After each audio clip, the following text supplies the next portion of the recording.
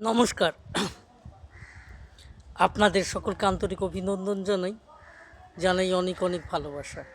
আজকের উপস্থাপনাতে দুটি বিষয় একসাথে যুক্ত হয়ে যাবে। দুটি বিষয় হলো, একটি হচ্ছে আমাদের সামনে ঐতিহাসিক মে দিবস এবং আরেকটি হচ্ছে বুদ্ধ জয়ন্তী, বুদ্ধ পূর্ণিমা, ভগবান বুদ্ধের জন্মতিথি। এই দুটোকে সামনে রেখে যখন আমরা কথা বলতে যাই তখন প্রথমে যদি মে দিবসকে ধরি, আমরা যারা দৈনিক শ্রমজীবী যারা আমরা, তাদের কাছে মনে হয় যে মে দিবস একটা মাইল ফলক।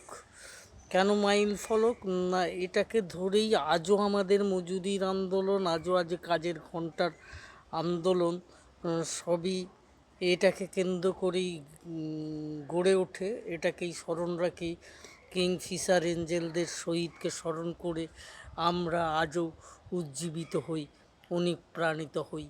এই কথা বলে আজকে আপনাদের সকলকে আন্তরিক অভিনন্দন জানিয়ে আমার কথা বলা এখানে শেষ করলাম। নমস্কার।